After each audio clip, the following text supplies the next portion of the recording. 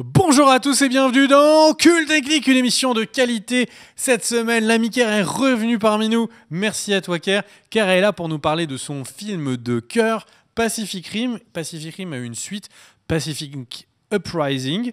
Il y a eu un trailer, on avait extrêmement hâte de vous en parler. Ker m'avait, tous les jours avant, il dit « Oh, ça va sortir ce trailer, il faut qu'on fasse une vidéo, je suis trop chaud. » Ker, qu'est-ce que tu as pensé de ce trailer ? Catastrophe. Alors, remettons un peu les choses dans leur contexte. En effet, je suis un grand amoureux de Pacific Rim. Alors, non pas que le premier film soit un chef-d'œuvre, je suis tout à fait conscient de ses faiblesses. Si on résume un peu ton avis sur Pacific Rim, quelle est fait la taille du Jet Cylinder que tu as chez toi ? Il fait 80 cm, je crois. 80 cm, et il t'a coûté combien ? 100 €, je crois. Voilà. Vous avez donc votre réponse. Non, mais parce que j'ai énormément aimé le premier parce que c'est vraiment un délire de gosse en fait. C'est les gros monstres contre les gros robots. Le film se prend pas au sérieux. Je l'ai trouvé j'ai trouvé la démarche de Del Toro plutôt cohérente et c'est un vrai kiff. Alors le film déborde de défauts, c'est incontestable, mais il y a des films comme ça qu'on aime malgré leurs défauts et vraiment j'aime énormément Pacific Rim. J'ai vu 4 fois au cinéma, j'ai dû le voir une trentaine de fois depuis. Puis combien de fois, quand je t'appelais, je te dérangeais parce que tu jouais avec mon Gypsy Danger à la maison. Vraiment, c'est un film. C'est devenu un running gag dans Cult & Click parce que voilà, même le générique, on est spécialiste de Pacific Rim parce que j'aime bien ça, etc. Vous m'avez beaucoup trollé. Et arrive ce Pacific Rim Uprising. Et j'avoue j'étais inquiet avant de voir le trailer. Pourquoi ? Parce que j'ai trouvé que la direction prise par, alors je crois que c'est la Warner qui fait le film, n'était pas forcément la bonne. Alors ça n'est plus Guillermo del Toro qui est à la réalisation, c'est Steven S. D. Knight qui est un mec qui a bossé sur Daredevil. Mais si on regarde un petit peu sa filmo, globalement il a fait que des trucs pas terribles. Donc c'est un peu un yes man, un peu bon voilà, on l'a parachuté, voilà, il a Pacific Rim Uprising comme John Watts sorti de nulle part à réaliser Spider-Man Homecoming. Enfin voilà, tout ça c'est pas très rassurant. Et puis là, pas si mal que ça. Mais il a fait le boulot, mais il a pas l'âme d'un Nolan qui bosse sur Batman, tu vois. Et à mon avis, D. Knight n'aura pas l'âme d'un Del Toro qui bosse sur Pacific Rim, parce que Del Toro c'était pas une commande. Souviens-toi qu'avant le Dark Knight, il y a eu Batman Begins, qui est un film de commande. Non, mais il était super aussi, Batman. Oui, mais qui était un film de commande. Batman Begins, il défonce à peu près tous les films de super-héros sortis ces dernières années. Batman Begins ou Spider-Man Homecoming ? Ah non, mais Begins, Begins, c'est vrai que c'est... Sans aucune hésitation. Non. Bref, le truc, c'est qu'on a donc un réalisateur en qui je n'avais pas confiance. Et là où je trouve qu'il y a un vrai problème, c'est au niveau du casting. C'est-à-dire qu'au lieu d'essayer de garder un peu l'âme du premier, en gardant Charlie Hunnam, qui était très bon dans le film, en gardant, alors je crois qu'elle s'appelle Rinko Kikuchi, qui jouait Makomori, très bien aussi. En fait, ils se sont dit, alors là, on va faire un casting à la Hollywood actuellement, c'est-à-dire... toi, t'as percé dans tel film, toi, t'as percé dans tel film, oh, toi, on t'a vu dans tel film, on vous met tous dans notre film, vous êtes tendance. Donc, on retrouve la chinoise qui joue dans La Grande Muraille, on retrouve Scott Eastwood qui, décidément, a décidé d'enchaîner les rôles relativement moisis, puisque après Fast and Furious, où il était mauvais, Overdrive, etc., on le retrouve dans Pacific Rim, et le trailer nous force pas à croire qu'il va être meilleur. Et puis alors il y a John Boyega, parce que John Boyega, moi je trouve que c'est un acteur qui a potentiellement du talent, mais il va falloir déjà qu'il choisisse un peu mieux ses films à mon avis, mais surtout il faut pas se leurrer, Boyega ils sont allés chercher pourquoi ? Mais Star Wars, et c'est tout. Ils ont pris Boyega Star Wars pour qu'il y ait un acteur star, phénomène du moment, comme Daisy Ridley qui est en train d'enchaîner les contrats pour des films à venir parce que ils sont tous les deux vraiment pour le coup très hype. Et ils ont viré Charlie Hunnam, enfin ils l'ont pas vraiment viré, je crois que Hunnam voulait pas revenir, mais dans tous les cas ils ont remplacé Hunnam par Boyega. Je pense que c'était pas une bonne idée. Et arrive ensuite, avant le trailer, le synopsis du film. Et alors là, c'est la PLS intégrale. C'est-à-dire que Boyega, au lieu de lui donner un rôle qui est plutôt crédible de pilote de Jaeger, qui est le fils de Pentecost, donc qui était Idris Elba dans le premier, et puis qui suit un peu les traces de son père. On se retrouve avec un Boyega qui est un ancien pilote de Jaeger, mais en même temps chef de gang, qui est un peu, tu vois, à la cool, etc. Enfin, tout ça m'a déboussolé, et arrive le trailer. Et alors là, le trailer, c'est... En fait, j'ai eu l'impression d'être accroché au niveau de la cheville, d'être traîné sur l'autoroute pendant 2 minutes. C'était très désagréable. Et il y a énormément de choses dans ce trailer qui m'ont totalement insupporté. C'est pas du tout la même couleur que dans Pacific Rim. Pacific Rim, le premier était très sombre. Je me permets de vous dire que je ferai sans doute l'analyse de quelques points du trailer à la suite oui. Là, de l'avis là exhaustif. j'ai besoin que ça sorte. Là, j'ai besoin que ça sorte.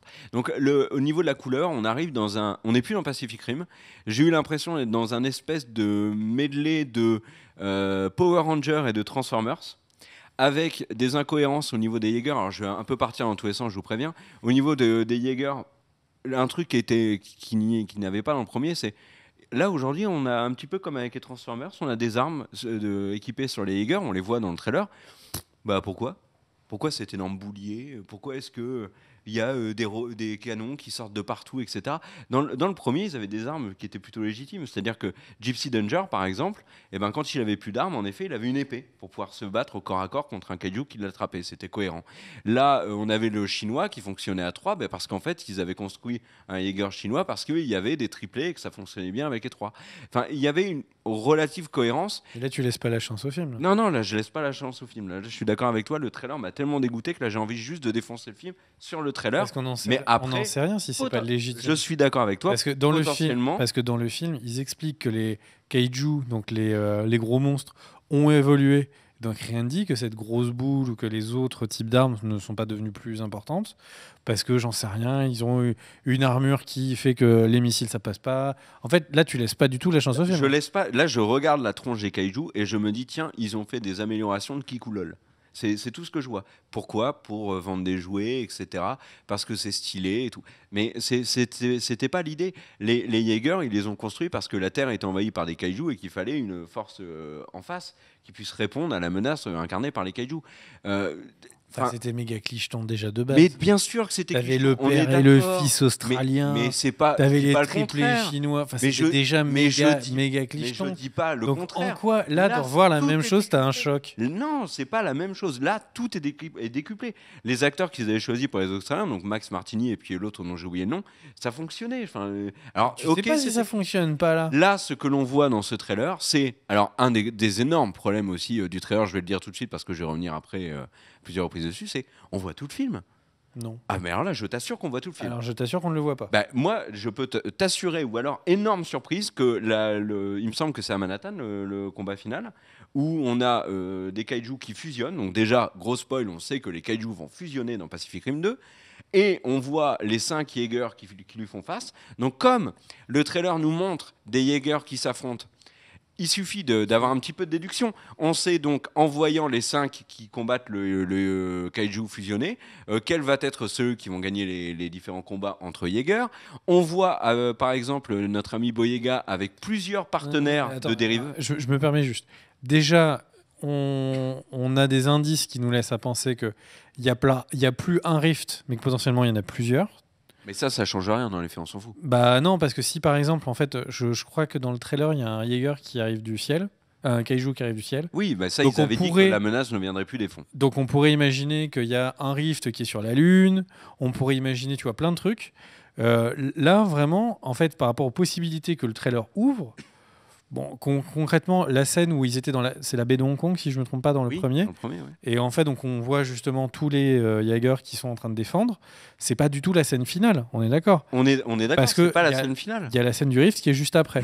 Donc là, on pourrait vraiment imaginer qu'il y a. Ok, peut-être qu'il y aura une scène après celle-là. Mais en tout cas, la grosse scène, on la voit déjà dans le trailer, et on voit beaucoup de choses dans le trailer. Le fait qu'on voit les Jaegers s'affronter et qu'ensuite on voit les Jaegers ensemble pour affronter les kaijus, ça donne énormément. Pour faire quand même un petit peu régulièrement les analyses des trailers sur la chaîne.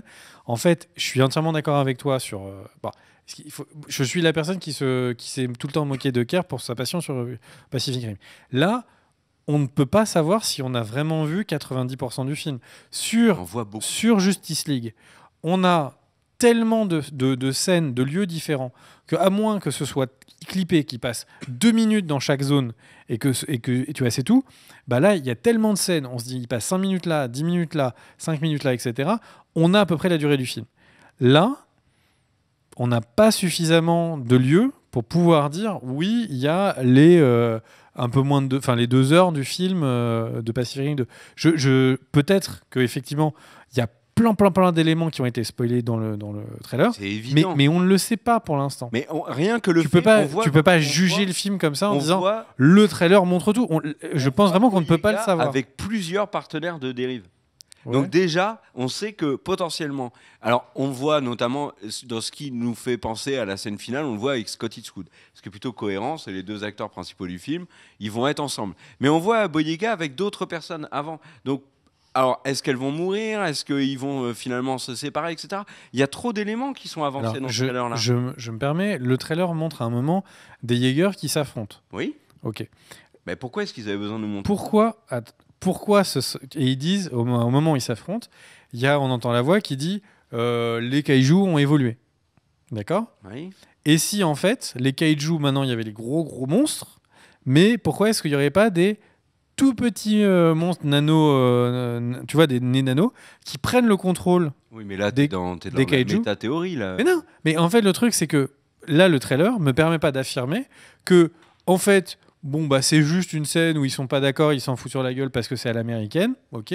Ou est-ce que c'est parce que il y a maintenant une évolution, il y a des kaijus qui sont tout petits, qui peuvent prendre le contrôle des Jaegers. Du coup, on se retrouve avec une scène avec des Jaegers qui se tapent les uns sur les autres. Est-ce que la menace, elle est énorme ou est-ce qu'elle est microscopique? Le film laisse... Il y a trop de zones d'ombre pour être aussi marqué que toi. Dans les faits, c'est un film de commande, il y a plein d'éléments qui laissent à penser que c'est un film de commande. Le réalisateur, qui a un yes man, etc. etc. Les acteurs, qui ont surtout été... Bref, je ne vais pas redévelopper ce que tu viens de dire. Le truc, c'est que je suis d'accord avec toi que ça sent pas bon, mais je comprends pas que tu sois aussi catégorique.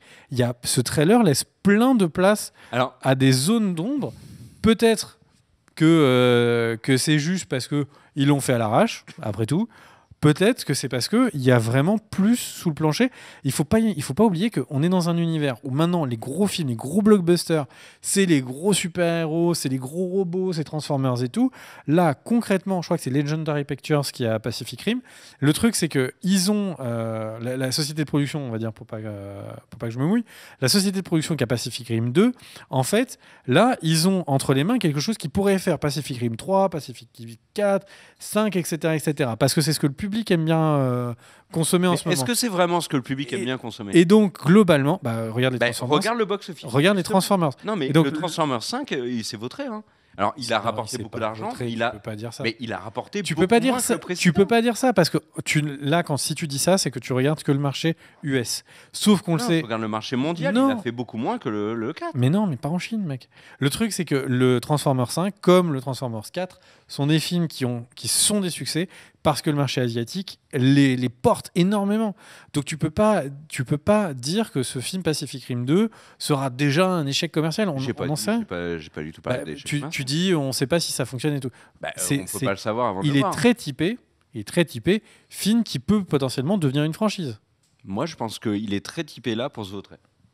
Il est très typé pour se vautrer parce que, à mon avis, il commet exactement les mêmes erreurs que tous les gros films qui sont sortis cette année et qui ont déçu en termes de box-office parce que, notamment, dans le cadre de la promo, ils se sont complètement lâchés en mode on vous balance tout et puis prenez les miettes pour la salle, mais de toute façon, les bandes annonces, on vous montre tout. Moi, ça m'insupporte. Ça m'insupporte. Alors, attends, comprenons-le. Si le trailer, c'est le film, où c'est vraiment le trailer correspond vraiment au film et on n'a pas de surprise. Je suis entièrement d'accord avec toi. Le film va se vautrer, on n'apprendra rien, c'est extrêmement décevant. Ça aurait pu être un film de genre à gros budget et au final, ça n'aurait rien été. Et ça aurait été un Transformers du pauvre.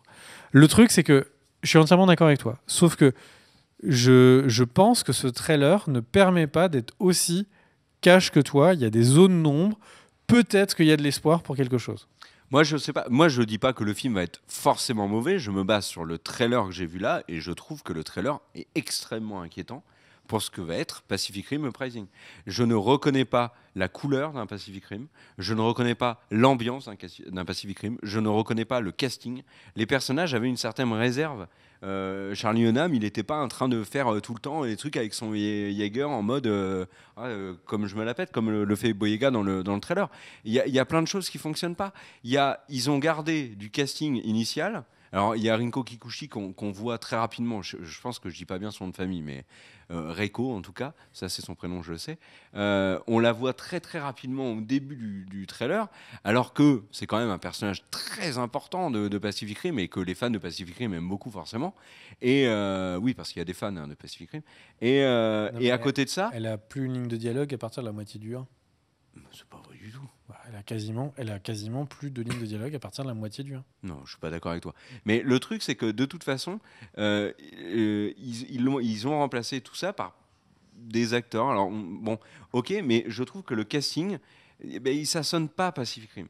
Vraiment, ça me dérange. Et le trailer en montre trop. On voit le Chinois qui est en train de mourir dans sa tour de contrôle, etc. On voit les Jaegers qui se battent entre eux.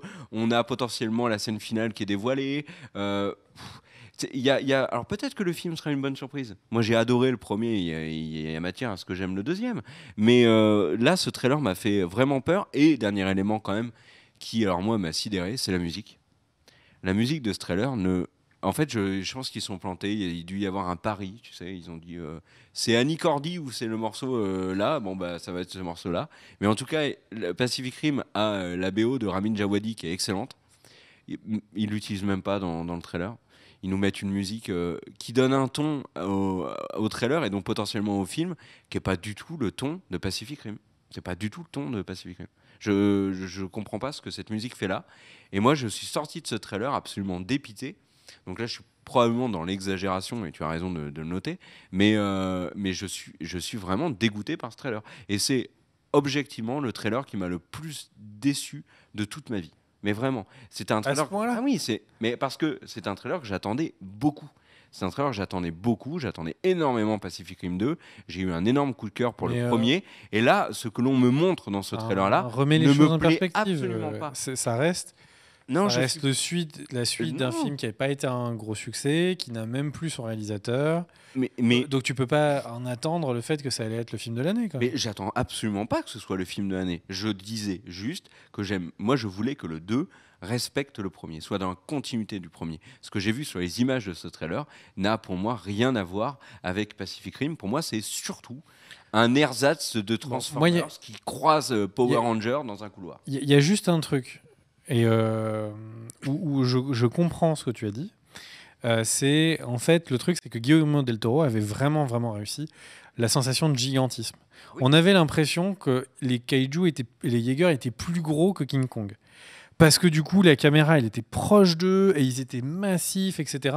Et là, ces plans-là qui faisaient vraiment le sel du premier, là, on les a pas dans ce 2-là. Encore une fois, les Jaegers sont plastiques, là. Dans le 1, il faisait plastique. C'est pour ça que la scène était de nuit. Va dire à mon Jaeger de 80 cm qu'il est en plastique. Rappelle-toi que la scène était de nuit à Hong Kong pour justement cacher le fait qu'ils étaient pas si bien réalisés que ça. Donc au final, ce que je suis en train de te dire, c'est que la bande-annonce, c'est peut-être une mauvaise bande-annonce. C'est peut-être un mauvais film. Mais que là, globalement, c'est pas comme Spider-Man Homecoming où on avait la scène du paquebot, la scène de Iron Man, la scène de machin, et au final on avait tout le film dans les bandes annonces. Peut-être qu'on a tout le film là. Vraiment tout le film dans les bandes annonces.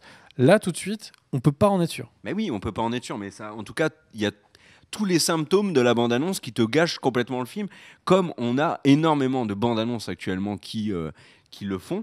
Et le paradoxe, c'est que la quasi-totalité des films qui ont fait ça, c'est-à-dire montrer récemment dans la bande-annonce la quasi-totalité du film, n'ont pas du tout rapporté autant d'argent qu'on l'espérait.